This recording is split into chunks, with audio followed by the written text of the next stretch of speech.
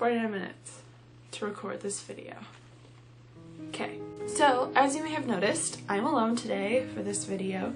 The reason for that is because this, as you can probably read in the title, is my The Fault in Our Stars book review. I just finished the book last night. I wish I could have finished it during the day yesterday possibly, but I finished it last night at like 3 in the morning.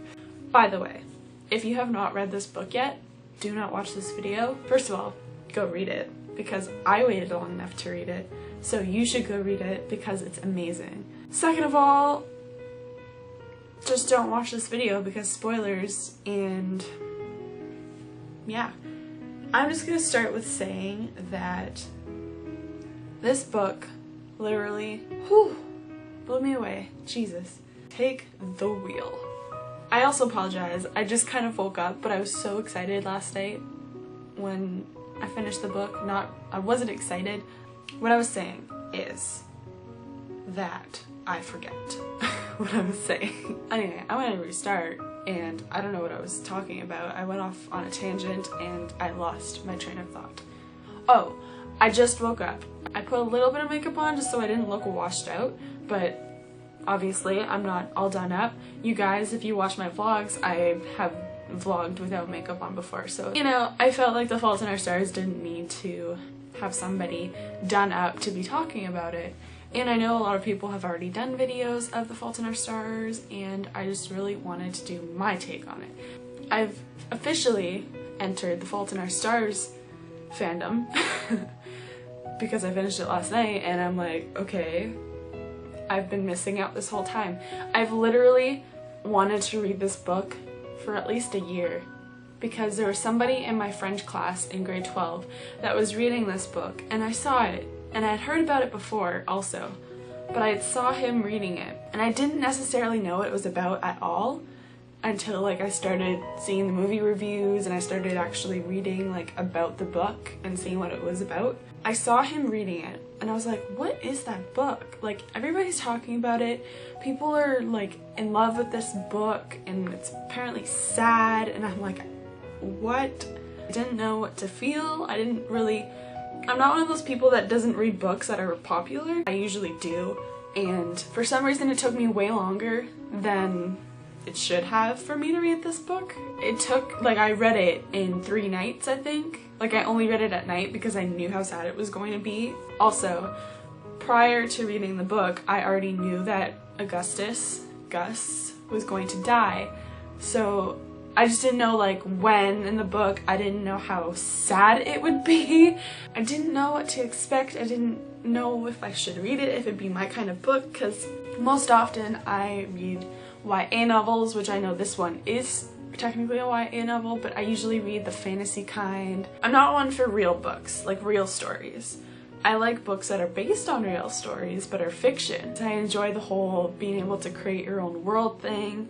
I most often do enjoy reading fantasy books more than any other book, but I've been really wanting to read this book, even though I know it's kind of like a contemporary fiction YA novel is what I would classify it as. I don't know if anybody else would classify it differently, but from honestly the first page I was hooked, and I'm not kidding. Just John Green's way of writing is just so magical to me. Like, I wish I could write like him, but I don't know all those big words.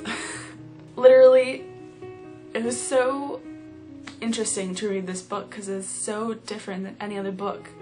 Literally, I've never read a book that was anywhere near as amazing as this one. No book has ever gotten me this emotionally involved. No book has ever made me cry. Literally, this is the only book that in my life that has made me cry.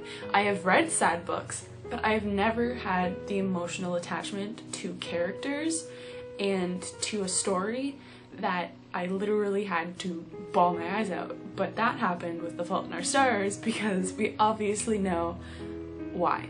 So I wrote something on Tumblr last night, but it's not gonna be as fresh or as like, you know, I just wish like I had been saying it on the camera instead of writing it on Tumblr. Like, as soon as I finished the book, because like my emotions were running super high, I literally was crying since the time he told her he was sick in Amsterdam, which was still kind of like a happy time. Tour. I don't even know words anymore. I literally want to read it again, and I finished it probably like less than 8 hours ago. Like, I can kind of recall what I said, but not word for word, because I like the way that I worded it.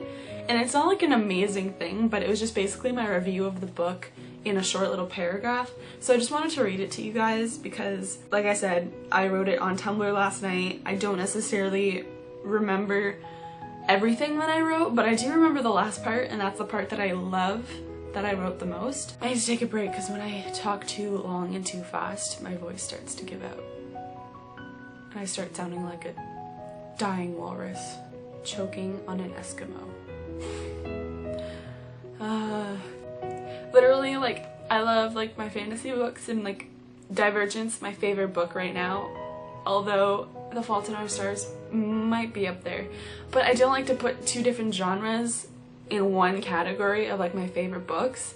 So I feel like my favorite fantasy book is definitely Divergent, and my favorite contemporary fiction YA novel is The Fault in Our Stars, of course. Gonna get back to it. I have it right here. I'm going to read it to you. I'm sorry that it's not going to be super, what's that word I'm thinking? Organic. It's not gonna be an organic thought. It's not gonna be, like, just my mind puking out words like the whole video has been so far. Like, this is my reaction to the book. Like, raw, fresh, organic, right after I read it. Me just typing words, spewing out, like executed my feelings of this book very well when I was writing this, and it was also 3 in the morning, so if it doesn't make sense anymore, like if I reread it and to me it like makes 0 sense, it's probably because it was so early that I finished reading the book because I had to. I've never cried while reading a book, but let me tell you, The Fault in Our Stars had me bawling. Oh my god, did it ever. And literally, I'm gonna add some like input while I'm reading this just so it feels organic, but it's not. One part that had me in tears was when Isaac and Hazel were playing the video game together, and he talked to the computer and he was like, I don't want to live in a world without Augustus Waters, I think is how he phrased it. I lost it. Like, I was literally bawling because I'm like, oh my god, like, that part literally broke me down, like, into mush. Hazel was like, this was our last good night together. I was like, this was the last time like they had just a night together where it was everything was okay and everything was good, and after this, like, just crap upon crap upon crap and upon crap, just piles of crap. It just made me so sad because I was like, no. And then I was reading the book and I was like, I really hope that he doesn't die without her being there or without her seeing him, like, in his last moments, which I don't really, now that I think about it, I don't really think that her being there for him, her being there while he was, like, taking his last breath would be a good thing. Like, I kind of think that it was okay in this instance that she wasn't there, because I don't know if she probably would have been strong enough, but I don't know if I would have been strong enough if I was reading it. And I'm very emotional as it is, like, just as a person in general. I'm an emotional person, so this is not a good book for someone like me to read. But it was amazing. I loved it. I don't regret a thing. Isaac reading his eulogy and Hazel, and just anytime Gus was not Gus, you know, like Augustus, like, he wasn't himself anymore. Like, he was a completely different person. Like, you could tell, like, the sickness was becoming him. Not as bad as, like, his ex-girlfriend had gotten it, like, as we heard, like, as we read, not heard. It didn't really happen. I need to tell myself this. From that point, like, everything sucked as a reader, but it was so well written that in the same time it was, like, amazing.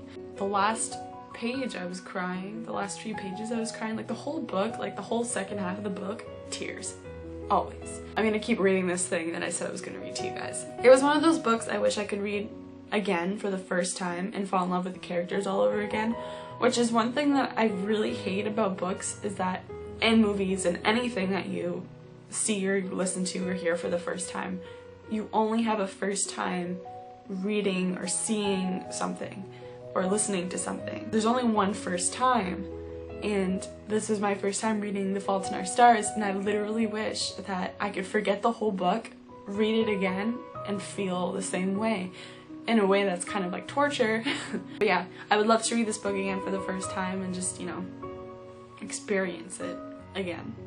So I'm obviously gonna read it again, but it's not gonna be the same. It's not gonna be like as emotion, like I'll always probably cry to this book, but I will never cry as much. Same with any book.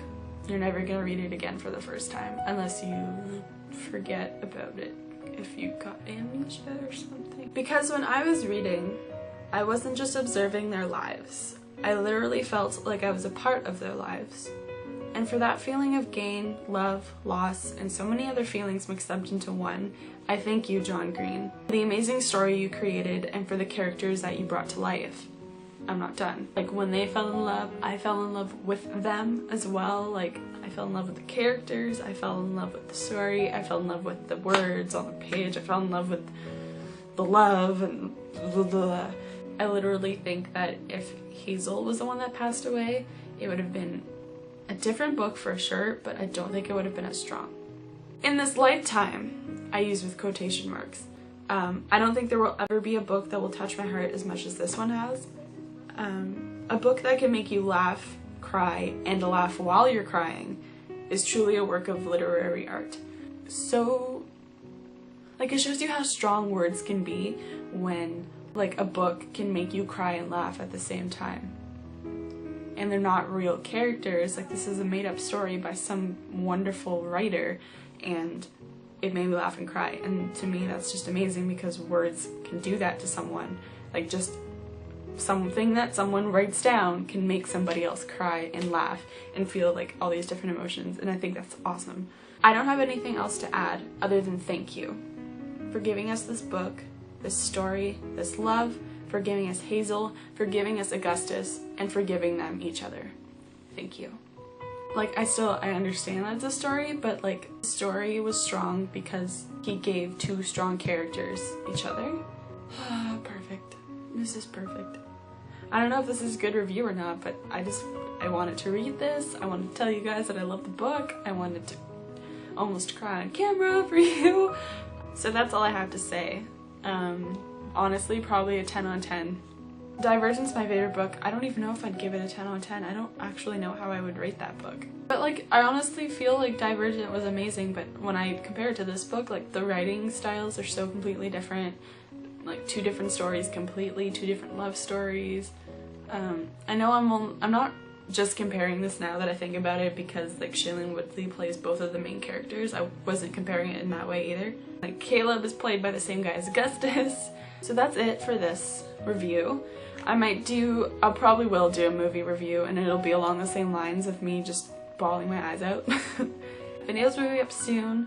A new vlog will be up soon as well. Thanks for listening to me rant about my feelings and my emotional distress about The Fault in Our Stars. And yeah, see you again soon. Hope you enjoyed. If you have any requests for either reviews or just you have any requests for even me just talking to you guys about something, Shailene can be there too for these videos. I just did this video alone because she didn't read the book and I didn't want her just sitting here like with no input because she hasn't read it. Make sure to subscribe so you are up to date with our videos. I don't know how to end this by myself. I guess one sheester out. But I feel like that's not good enough for this, so I'm just gonna say bye guys, thanks for watching, and if you haven't read The Fault in Our Stars, which if you haven't and you've watched this whole video, why did you do that? Although I didn't do too many spoilers, so it's okay, but thanks for watching. Go read the book if you haven't. If you have, go read it again. If you have read it, let me know in the description, or not the description, that's my spot to write. Let me know in the comments down below what you thought of the book and what your favorite part was, or your favorite quote, or, you know, what part made you cry the most. Like, just let me know. I'd like to talk to you guys. Oh my god. Oh my goodness, it's not even, I'm not kidding.